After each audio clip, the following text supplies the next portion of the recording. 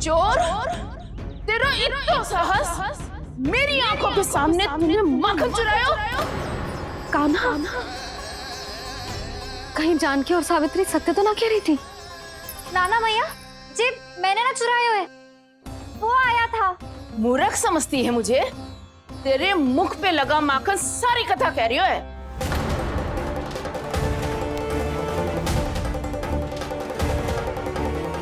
आपको धोखा हो रहा है मैया, मेरे मुख पर माखन अवश्य लगो है, पर जे मैंने ना खायो, वो आया था। बस कर, सब पता है मुझे। सुबह से ही दृष्टि थी तेरी इस माखन पे। मैं सत्य कह रही हूँ मैया, मेरा विश्वास कीजिए। वो आया था और उसी ने माखन खायो है। वो आया था। अरे कौन आया था? कान्हा, कान्हा, कान्हा।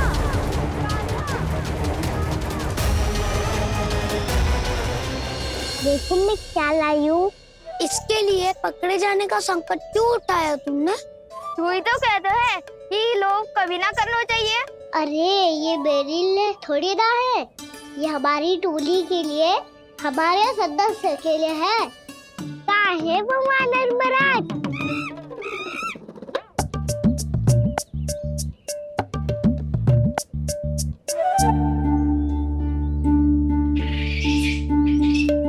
धन्यवाद वानर महाराज, अवश्य ही घर छोड़ के आए होंगे इसे।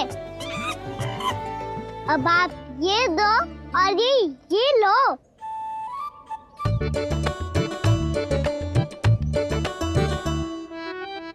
ये तो बहुत बुद्धिमान वानर है। बाल बराबर बज गया तो तनिक और भी न बुझा था तो बहुत कुटाई हो जाती। आपको शीघ्र ही कुछ करना होगा।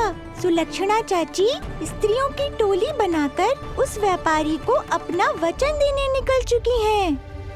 मैंने कहा था ना, सूर्यास्त होने से पहले आएंगे, सब आएंगे।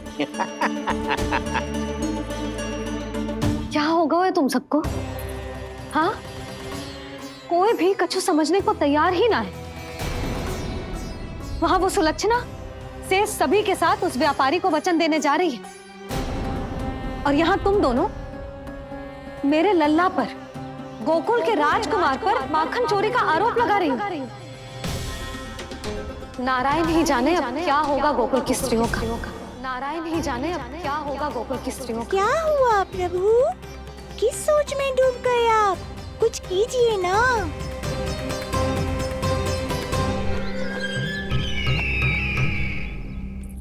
मुझे अच्छी तरह स्मरण है भैया, आपको मेरे हाथ की बनी खीर बहुत प्रिय लगती थी। आशा है कि आपको इसका स्वाद अभी भी स्मरण होगा। लो भैया, जी भर के खाओ। ऐसी मिठास तो ना गुड़ ने सीखी है ना मधु को पता है। अद्भुत, अद्भुत देवकी, अद्भुत। तेरी इस खीर के लिए तो पूरे विश्व से युद्ध कर सकता है कंस। वहां क्यों खड़ी है? खिला बहन।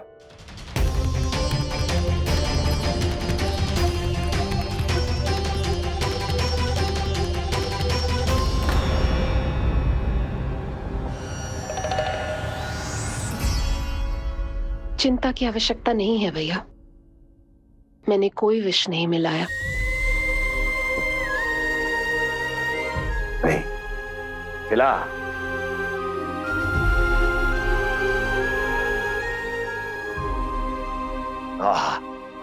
उत्तम, अति उत्तम। वैसे इतना प्रेम अपने इस दुष्ट भाई पर कैसे? क्या हुआ देवकी? कहीं तू भयभीत तो नहीं हो गई कंस से? या इस असहाय चूहे की दशा देखकर तुझे ये आभास तो नहीं हो गया कि अब कंस से बचना असंभव है? उस विष्णु अवतार का भी और उसके भक्तों का भी। जो असंभव को संभव और संभव को असंभव बना दे, वही तो है नारायण की लीला भैया। अरे देवकी, तेरा नारायण केवल कुछ असुरों की हत्या कर सकता है। उस असुर का क्या बिगाड़ेगा जो विकार बनकर उसी के भक्तों को भीतर से जकड़ ले।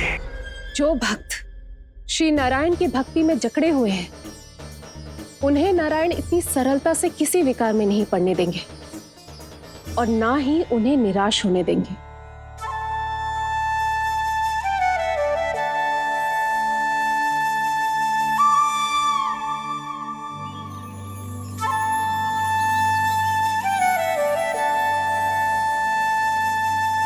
मुरली, ये मुरली की धुन।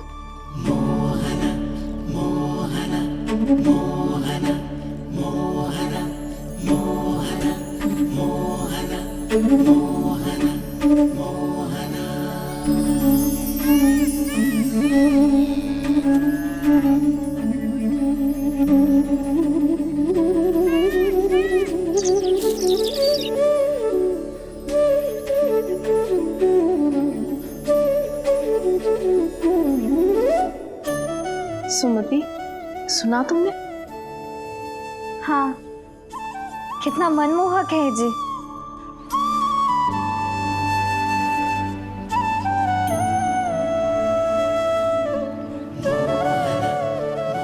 कान्हा,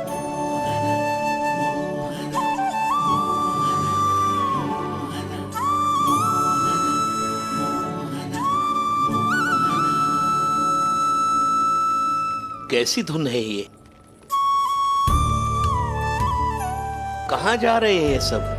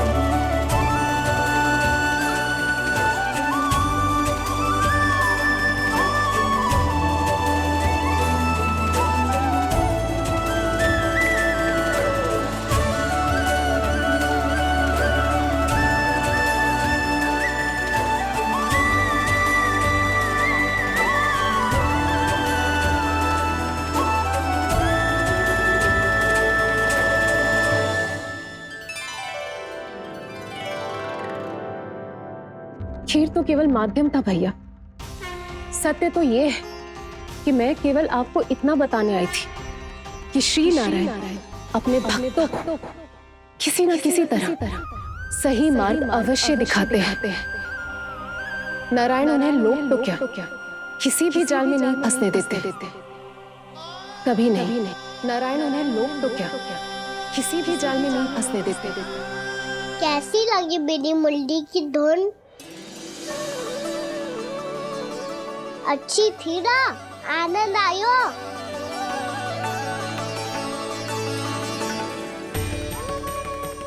सच्ची में कान्हा, बहुत आनंद आयो। मुरली बजाना कहाँ से सीखा तूने? सच्ची तन मन पूरी तरह प्रफुल्लित हो गो है चाची। जैसे सब कुछ मिल गया। तो फिर किस वस्तु के पीछे भाग रहे हो आप सब? सब तो है आपके पास। सुख, स्वाद, समृद्धि, फिर संतुष्टि क्यों ना है?